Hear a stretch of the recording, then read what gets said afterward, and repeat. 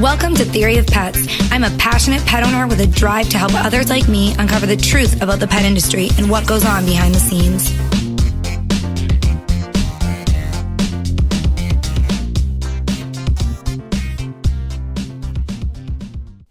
Hey guys, welcome back to Theory of Pets. My name is Samantha, and this week I am talking about the most commonly asked question that I am ever asked by pet owners.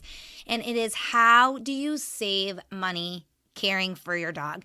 Everybody is on a budget. We're all on a budget. Some are tighter than others, but everybody wants pets. They want to have the companionship. They want to have the fun of having a dog and being able to go out and explore and walk your dog, have that companionship and that love and that just that furry family member that really adds to your family. There's no other way to explain it. Having an animal, whether it's a cat, a dog, a horse, it adds something to your family that you can't get any other way. So I am always being asked, how can I save money? How can I cut money out of my pet budget? How can I stay on top of my pet budget? What can I do to make this more feasible for our family? And I'm often asked this by first-time pet owners. I'm often asked this by seniors who are on a budget. I'm often asked this by families who want to have more than one pet. You know, having more than one pet can be very beneficial. They, enjoy being around each other. Sometimes there's, if you have multiple, say, kids in your family and you want to get a couple of dogs. So, there's responsibilities for every kid. You have two kids, you want two dogs so that they each have their own dog. They can each take a dog for a walk and do that stuff. Whatever the case may be, there are so many reasons that people are looking to cut budgets. Right now, the economy's tough. People are losing jobs. The jobs that are out there aren't paying as well as the jobs that some people have lost. So they need to make adjustments in their budget, but nobody wants to have to get rid of a pet to make your budget work and make ends meet every month. So let's jump right into it. I have 6 things that I want to talk to you about. So the brief overview here is we're going to talk about your budget. You need to find and maintain your budget. Number 2 is going to be to set up an emergency fund for your pet. So when those things come up, like unexpected veterinary expenses, you're not having to max out credit cards or borrow money. Number 3, you want to look at ways to save on pet supplies, which would be things like bedding, toys, that kind of stuff, leashes and collars. 4, you want to look at ways to save on treats. 5, we want to look at ways to save on food. And then 6 is the dog care expenses or the pet care expenses, things like grooming, pet sitting, stuff like that. So let's jump into it. Number 1, your budget. You need to be thinking about your budget when either if you are thinking about adopting a pet or if you have a pet but it's not fitting into your budget, the caring of the pet. So the first thing you need to do is really sit down, think about your budget, look at the things that stay the same every month. Things like your rent or your mortgage, car payments, things that are the same every month. You have to pay them and you know 100% exactly what that cost is going to be. So list all of those things. Then you're going to list the things every month that you have to pay, but you're not sure exactly how much they're going to be. Things like electricity bills, those, change every month, but you can kind of figure out an average ballpark of what they are. So that's what you're going to do next, is the things that aren't always the same, but you can ballpark it.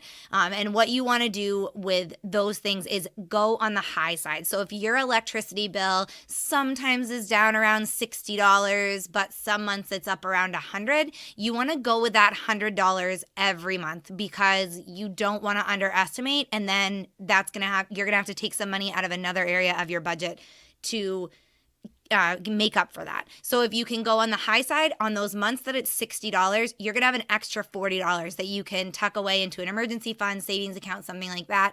But on those months that it's $100, you're not going to have to be making up for that.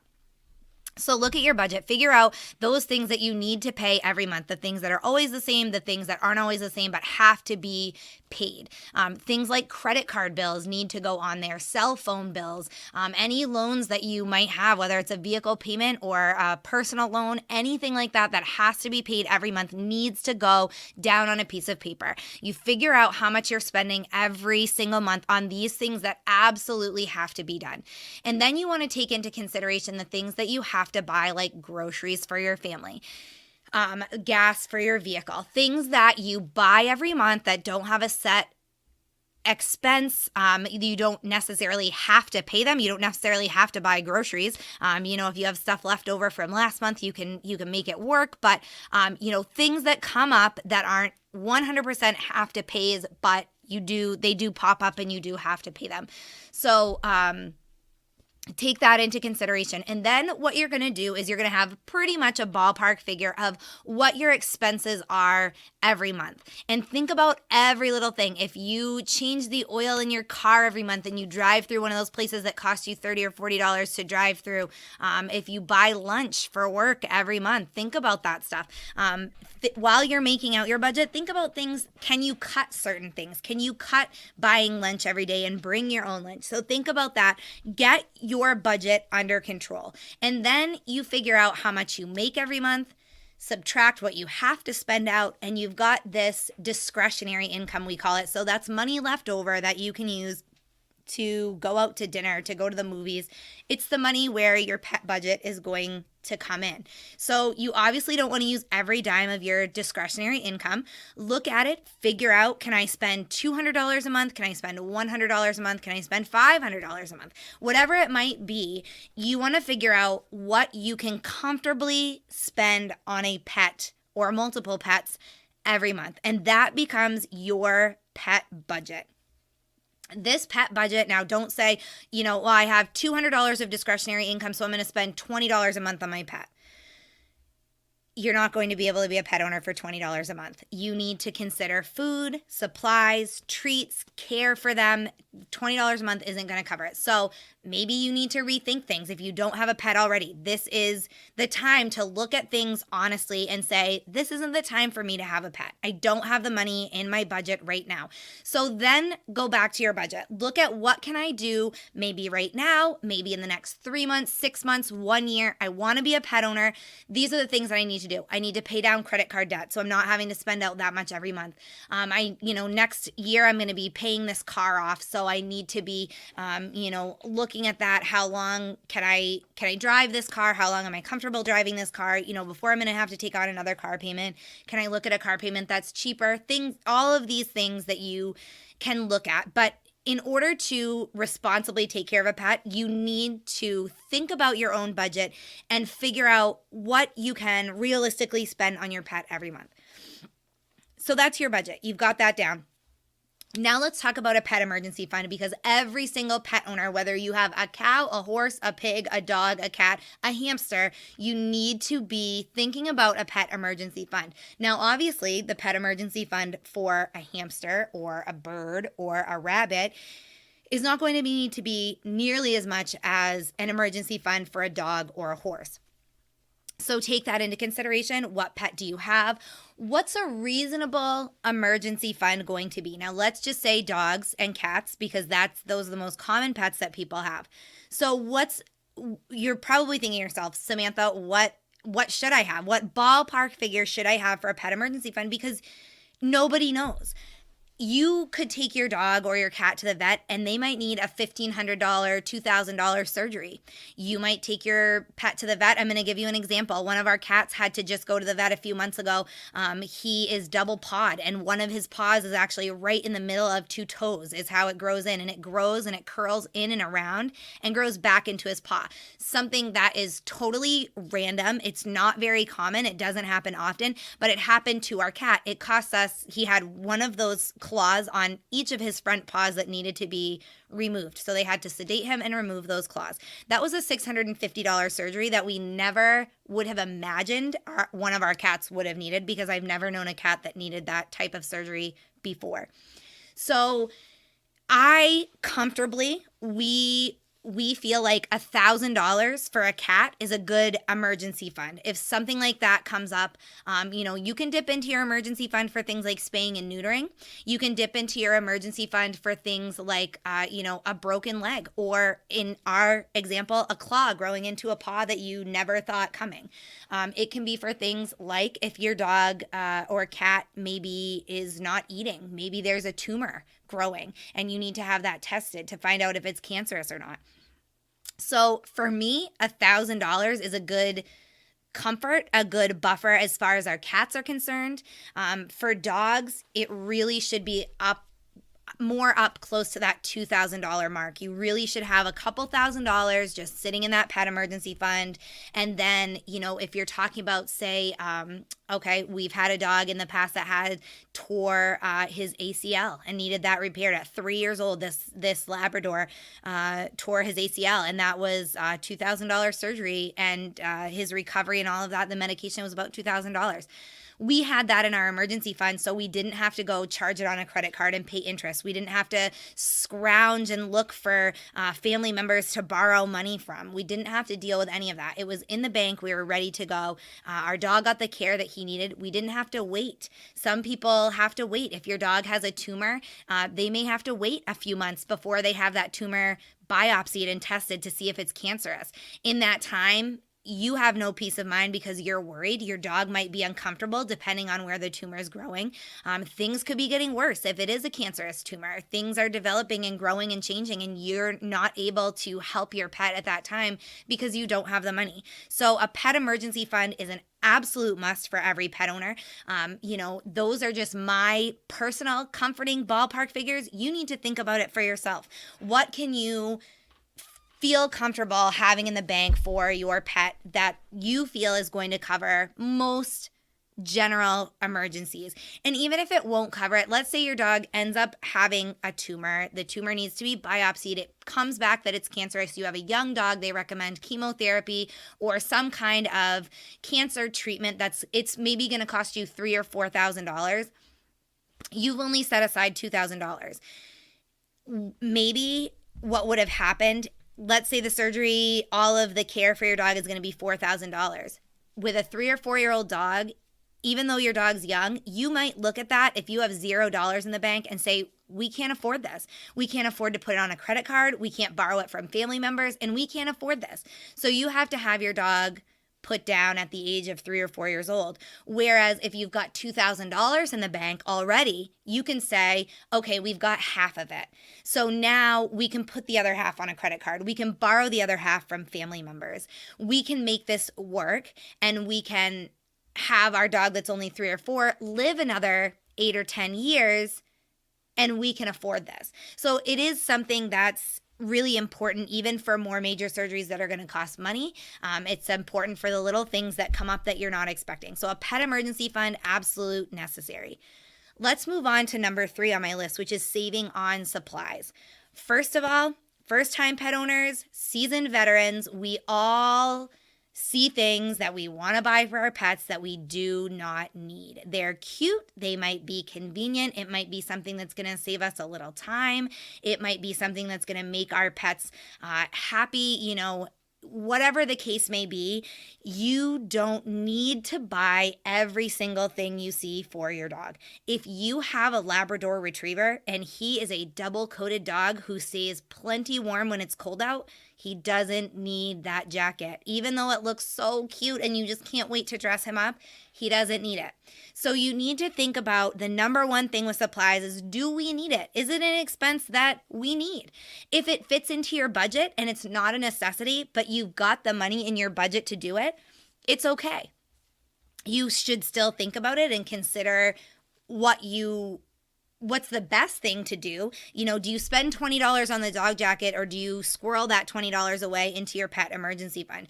These are things to think about, but if it's in your budget, it's up to you at that point, whether it's a necessity or whether it's something that you don't need, and then whether you choose to buy it anyway, even if you don't need it. If the money's there, that's your choice. If the money's not there, you shouldn't be shopping for extra things. You need to think about the things that your dog has to have and start from there. Hopefully, if you can cut back, if you're a dog owner that has a pet already, if you're cutting back, you're saving a little bit of money, and maybe you can get to a place in the future where your budget's not so tight and you can start buying those unnecessary things again.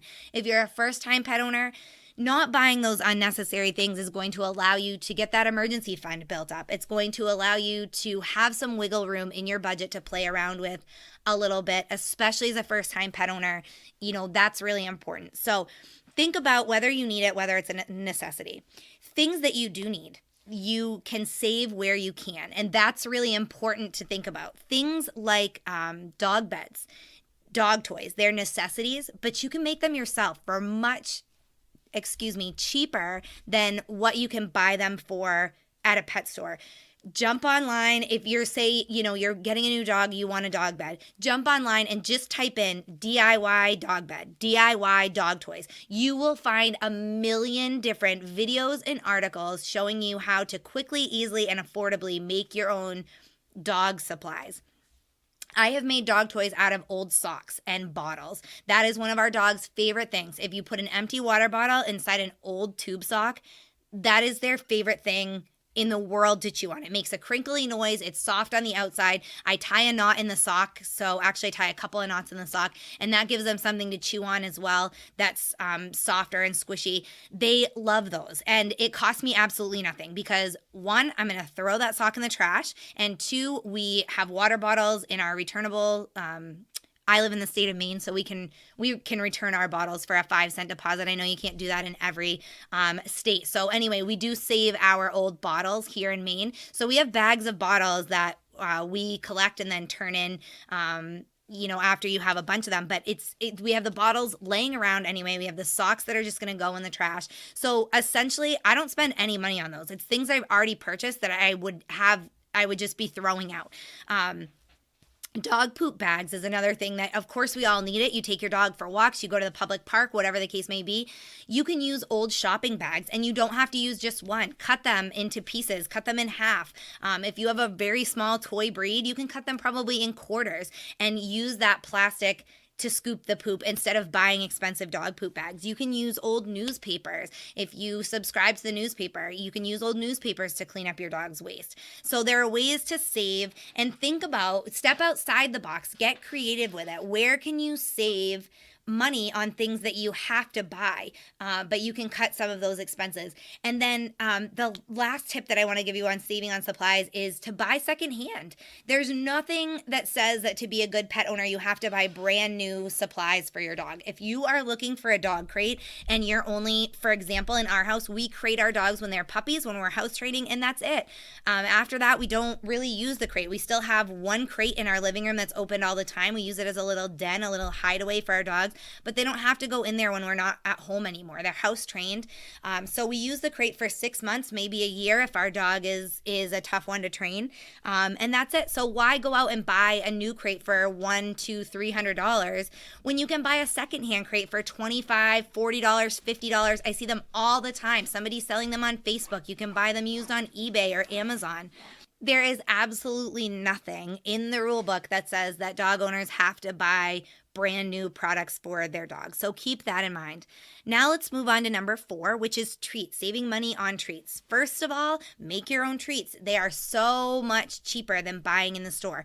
For example, jerky treats a lot of times are, for the higher quality, the good quality ones, are upwards of $10 a bag, and you might get enough treats to last a few weeks. For pennies per treat, you can make your own treats right at home in a dehydrator or your oven. Go to your local butcher. You can often find products like chicken livers or beef liver, any kind of organ meat that the butcher's not going to use or sell. They may either give it to you for free or very cheap. Bones are the same way. Sometimes local butchers will give you bones for your dogs, or they will sell them to you very cheap. So go to your local butcher, talk to them, let them know that you have a dog, you're on a budget, and you're looking for what they can give you that's fairly cheap. So organ meat is actually great. It's extremely healthy. And of course, marrow bones. A lot of dog owners let their dogs chew on marrow bones. So go to your local butcher and talk to them about that first. Make your own treats at home. You can buy, again, jump online and look for dog treat recipes. On our sister website, topdogtips.com, I post recipes every week on there. And there are tons of recipes that you can make very cheap at home. You can cater them to your dog's needs, and they are so much cheaper and healthier than the treats that you can buy in the store. You can also dehydrate vegetables at home. Sweet potatoes is a great one. Sweet potatoes are a super food for dog, and you can dehydrate them at home, either in a dehydrator or in your oven. They last a long time, and they are great healthy treats for your dog. So look into saving some money on dog treats that way.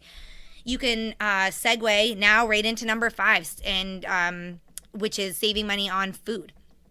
So a lot of the same things, you can look into making your own. Sometimes that's more expensive, but sometimes it is a little bit cheaper as well. So look at different recipes, look at what your dog needs, and check that out. If you want to buy commercial, which most people do because it's a lot more convenient, buy in bulk. Bulk bags will save you money. This is especially important if you have multiple dogs or large breed dogs that eat a lot of food. Buying in bulk almost always saves money. You can also look for subscription services. And a lot of times subscription services will sell high quality foods, but they'll give you a bit of a discount if you sign up for the subscription service for, say, 6 months or a year. So it's convenient. You're getting the dog food delivered to your house. You're not having to go out and pick it up. You're getting a high quality food, and you're saving money because you're signing up for the subscription service. So those are two different ways to get your food at a little bit cheaper. Shop around. You want to look for high quality foods, the highest quality food that you can afford. Again, this comes back to your budget, but it's something that you really want to think about. The higher quality food that you feed your dog, the less of it that you have to feed. So higher quality feed means that you can feed a less quantity.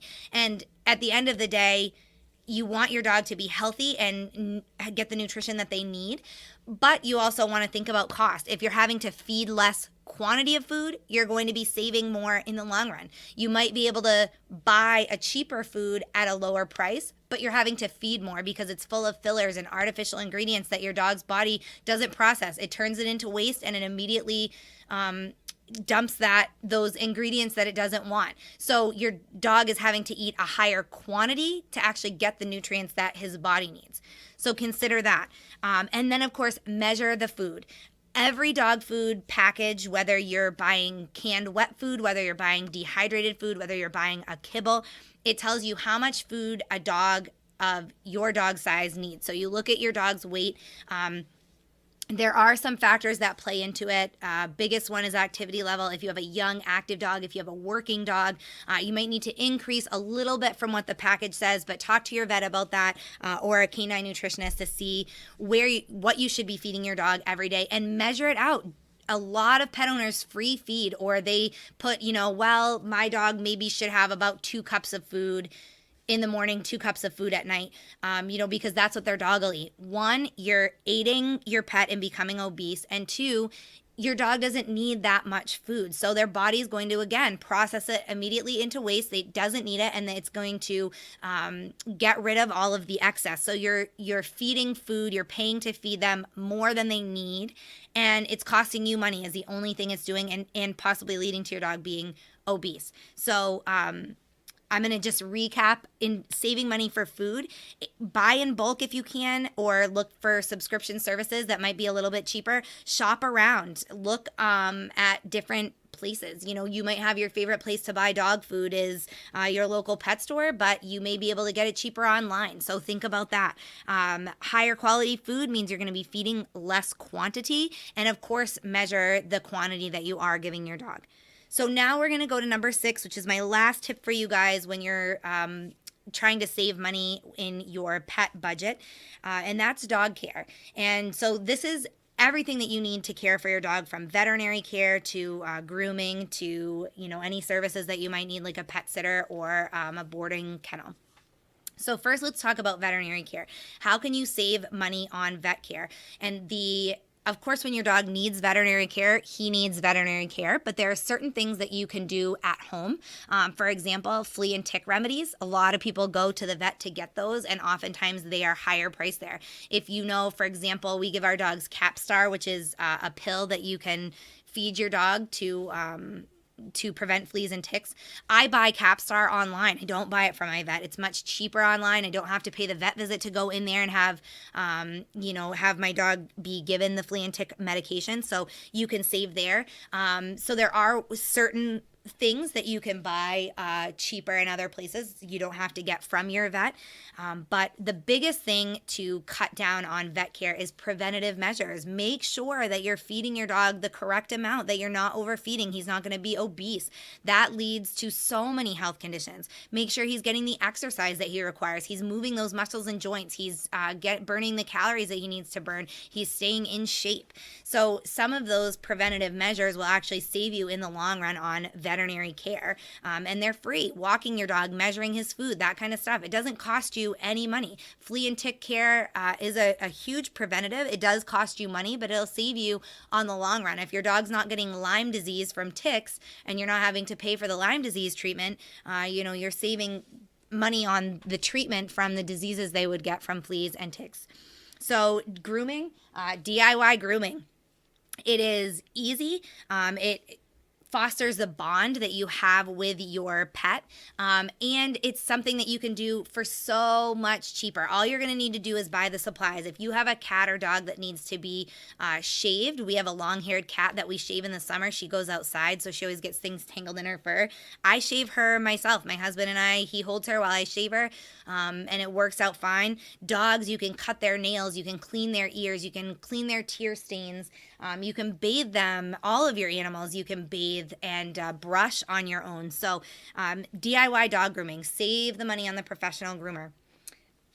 The next thing that I wanted to touch on was care when you're away, and that might mean a dog walker, a pet sitter, something like that. Tap into the resources that you have around you that won't cost you anything. Friends, family, exchange favors. If you have another pet owner that you're friends with or is a family member, let them know, if you watch my dog for me, if you walk my dog for me, I'll do the same for you. I'll watch your pets when you're away. And a lot of times you can exchange favors and not have to pay for boarding facilities or things like that. So those are my tips to save money in your pet budget. This is such an important topic, so I'm going to recap again for you. Number one, figure out your budget and what you have to spend. If you don't have a pet already, it might not be the best time. If it is the best time, you need to figure out what you can afford to spend. So number one, your budget. Number two, your pet emergency fund. Number three, save on supplies. Number four, save on treats. Number five, save on food. And number six, save on those dog care essentials. So those are my tips. If you guys have any questions, comments, concerns, jump on our website, theoryofpets.com. Leave a comment on there. You can leave it if you want to. You can record it, and I may use it in a future podcast, or you can simply just type those and leave them for me, and I will be sure to respond to all of those. Again, jump on our website, and while you're on there, if you could just quickly leave me a review on iTunes, that really helps me to reach out and get more listeners, to reach out to experts in the pet industry, to have them come on the show and speak with us. If you're a frequent listener, then you know that I often interview experts from veterinarians to trainers to people in the pet industry that might be CEOs of companies and things like that. So jump on there, iTunes, really quick, give me a review. Of course, visit our website, theoryofpets.com, for more information. I appreciate you guys listening, and I will see you back next time. Thanks.